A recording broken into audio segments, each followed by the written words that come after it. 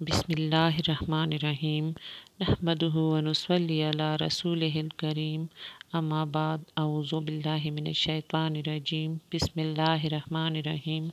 अस्सलामु अलैकुम मोहतरम नाज़रीन, मसनून दुआएं हम में से हर मुसलमान को आनी चाहिए। इनकी फजीलत बहुत ज़्यादा है। आपको बआसानी नेट में सर्च करें तो मिल जाएंगी। इनकी मुख्तलिफ़ किताबें होती हैं, आप उन्हें बाय करें और उनका विर्द करें, उन्हें अपनी रोज़मर्रा ज़िंदगी में शामिल करें। उनकी फजीलत आप भी जुल्फ़िकार अहमद नक्शबंदी रहमतुल्लाह अलैह दामत बरकातुहुम की ज़ुबानी सुनिए। दिल को जिंदा करने का एक सबब इत्तिबाए सुन्नत। हर काम नबी अलैहिस्सलाम की सुन्नत के मुताबिक करें। हर काम, खाना पीना, चलना फिरना, उठना बैठना, रफ्तार गुफ्तार किरदार, हर चीज नबी अलैहिस्सलाम की सुन्नत के मुताबिक। हमारे सिलसिला आलिया नक्शबंदिया में इसका बहुत एहतमाम बताया जाता है। छोटे से छोटा अमल, बड़े से बड़ा अमल, कोई अमल भी सुन्नत के खिलाफ नहीं होना चाहिए। हर वक्त नजर इस चीज को तलाश करती रहे कि मैंने इस अमल में कैसे करना है। और इसका बेहतरीन तरीका यह भी है कि मसनून दुआएं याद कर लीजिए। किताबें मिल जाती हैं छोटी सी, नबी अलैहिस्सलाम की मसनून दुआएं, प्यारे नबी अलैहिस्सलाम की प्यारी दुआएं, उनको याद कर लें और जिस मौके पर पढ़ने की दुआ हो उस पर पढ़ते रहें। जो लोग कहते हैं ना जी कि वकूफ कल्बी नहीं रहता, वो दूसरे लफ्जों में बता रहे होते हैं जी कि मैं मसनून दुआ की पाबंदी कोई नहीं करता। इसलिए कि मसनून दुआ की पाबंदी करने का इनाम यह मिलता है कि इंसान हर वक्त अल्लाह की तरफ मुतवज्जे रहता है। खाना खाने की दुआ, खाने के बाद की दुआ, सोकर उठने की दुआ, सोने से पहले की दुआ, किसी से मिलने की दुआ, घर में दाखिल होने की, निकलने की, हर मौके की दुआएं हैं। तो मसनून दुआओं की बरकत से अल्लाह ताला वकूफ कल्बी का रखना आसान फरमा देता। आप इसका तजर्बा कर लीजिए। जब आप महसूस करें ना कि जी मैं वकूफ कल्बी का ध्यान नहीं रख सकता या रखना मुश्किल है, आप महसूस करेंगे कि सुन्नत दुआएं पढ़ने में आप कोताही कर रहे हैं। उनकी पाबंदी करें, ऑटोमेटिकली अल्लाह की तरफ ध्यान रहेगा, तवज्जो रहेगा। दिल को जिंदा करने का एक और अमल क़यामुल लैल, तहज्जुद की नमाज।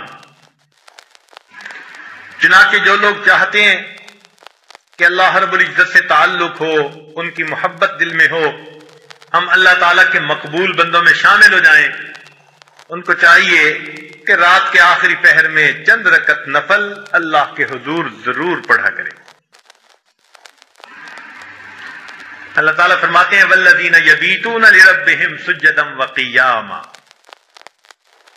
हदीस पाक में आता है अफ़ज़लुस सलाते बादल मकतूबत क़यामुल लैल, के 5 फर्ज नमाजों के बाद सबसे अफजल नमाज तहज्जुद की नमाज है। क़ील लिल हसन, हसन रहमतुल्लाह अलैह से यह कहा गया मा बालुल मुतहज्जिदीन अहसनुन नास वजहा, क्या वजह है कि तहज्जुद पढ़ने वालों के चेहरे बड़े मुनव्वर होते हैं, उनके चेहरों पे बड़ा नूर होता है। काल, उन्होंने जवाब दिया लिअन्नहुम खलौ बिर्रहमान फअलबसहुम नूरुम मिन नूरिही, इसलिए कि वो अल्लाह के साथ तन्हाई में इबादत में वक्त गुजारते हैं, अल्लाह अपने नूर को उनके चेहरों पर पॉलिश कर देते हैं। एक बुजुर्ग फरमाया करते थे कि हजरत, उनके पास एक बंदा आया, उसने कहा कि हजरत मुझे रात तहज्जुद की तौफीक नसीब नहीं होती, कोई अमल बता दे। उन्होंने आसान सा जवाब दे दिया, फरमाने लगे ए दोस्त, तो अपने दिन के आमाल को संवार ले, अल्लाह ताला तुझे रात के आमाल की तौफीक अता फरमा दे। ہم دن میں جو نافرمانیاں کرتے ہیں نا، ان کی وجہ سے رات کی عبادت سے محروم کر دیے جاتے ہیں۔ فقال لا تعصه بالنہار، تو دن میں اللہ کی نافرمانی نہ کر، وَهُوَ يُقِيمَكَ بَيْنَ يَدَيْهِ بِاللَّيْلِ، تو دن میں اس کی نافرمانی نہ کر، وہ تجھے رات میں قیام کی توفیق عطا فرما دے۔ یروان سفیان ثوری رحمۃ اللہ سے یہ بات منقول ہے، فرماتے تھے کہ حرمت قیام اللیل 5 اشہر بذنب اصبتہ، ایک مرتبہ ایک گناہ مجھ سے سرزد ہو گیا جس کی وجہ سے 5 مہینے تہجد کی نماز سے میں محروم ہو گیا۔ اور پتہ ہے وہ گناہ کون سا تھا؟ فرماتے ہیں گناہ یہ تھا کہ ایک نوجوان دعا مانگتے ہوئے رو رہا تھا اور میں نے اس کی طرف دیکھ کر گمان کیا کہ یہ ریاکاری کر رہا ہے۔ میں نے اپنے دل میں اتنا سوچا یہ ریاکاری کر رہا ہے۔ اس بدگمانی کے گناہ کی وجہ سے اللہ نے 5 مہینے تہجد سے مجھے محروم کر دیا۔ اور ہم کتنی بدگمانیاں کرتے ہیں لوگوں کے بارے میں بھائی، ہر کسی سے بدگمان الا ماشاء اللہ، پھر کہتے ہیں جی تہجد نہیں ملتی۔ اور پھر بعض دوست تو ایسے ہیں جو بڑے مطمئن ہوتے ہیں، اور جی ہم سارا دن مدرسے میں قرآن پڑھاتے ہیں، حدیث پڑھاتے ہیں، رات تہجد نہ پڑھی تو کیا ہوا، ثواب تو مل ہی جاتا ہے۔ تو بھئی صحابہ کرام سارا دن سبزیاں بیچتے تھے، جو وہ رات کو تہجد کا اتنا اہتمام کرتے تھے، وہ کیا کرتے تھے؟ وہ بھی تو سارا دن دین کے کام میں لگے رہتے تھے نا، فرسان بالنہار ہوتے تھے، اور پھر اللہ ان کو رہبان باللیل بنا دیا کرتے۔ رات گھوڑے کی پیٹھ پہ ہوتے تھے صبح میں، اور رات مسلح کی پیٹھ پر ہوا کرتے تھے۔ تو یہ تو نفس ہمیں مطمئن کر دیتا ہے نا کہ کوئی بات نہیں اگر تہجد کی توفیق نہیں ملتی۔ اچھا ایک بات ذرا توجہ سے سنیں کہ ایک تو ہے ہمارا سوچنا ہم تہجد پہ نہیں اٹھتے، اور ایک سوچ کا انداز اور بھی ہے، وہ کیا؟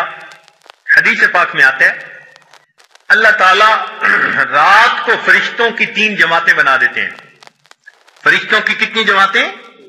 3 جماعتیں بنا دیتے ہیں۔ ایک جماعت کو کہتے ہیں کہ دیکھو فلاں فلاں میرے مقبول بندے ہیں، تم جاؤ اور ان کو پر مار کے جگا دو، یہ تہجد میں اٹھنے کا وقت ہے، یہ اٹھیں گے مجھ سے مانگیں گے، میں پروردگار ان کی جھولیوں کو بھر دوں گا۔ چنانچہ یہ لوگ سوئے ہوئے ہوتے ہیں، نہ گھڑی کا الارم نہ کوئی اور، اچانک ان کی آنکھ کھل جاتی ہے، یہ اللہ تعالیٰ کی طرف سے فرشتے اٹھا دیتے ہیں ان کو، اچانک آنکھ کھل جاتی ہے، دل میں ارادہ لے کے سوتے ہیں 3 بجے اٹھنے، 3 بجے آنکھ کھلتی ہے، تو اللہ تعالیٰ کے فرشتے جگا دیتے ہیں۔ اور پھر دوسرے گروپ کو اللہ فرماتے ہیں کہ جاؤ فلاں فلاں فلاں میرے ناپسندیدہ بندے ہیں، میں انہیں پسند نہیں کرتا، تم جاؤ اور ان کو تھپکی دے کے سلا دو، یہ میرے نیک مقبول بندوں کے اٹھنے کا وقت ہے، اور میں نہیں چاہتا کہ اس موقع پر یہ مجھے اپنی شکل دکھائیں۔ رات کے 1 بجے تک جاگتے رہیں گے، 2 بجے تک جاگتے رہیں گے، جب تہجد کا وقت شروع ہو جائے گا نیند آ جائے گی۔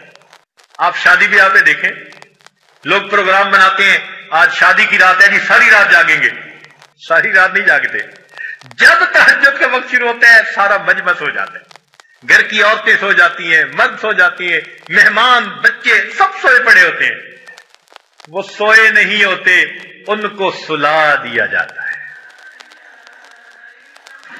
تو یوں بھی تو ہم سوچ سکتے ہیں نا کہ ہم تہجد نہیں پڑھتے، نہیں، شاید ہم سے کوئی ایسا گناہ ہوتا ہے، اللہ تعالیٰ اس برکت والے وقت میں ہماری شکل دیکھنا پسند ہی نہیں.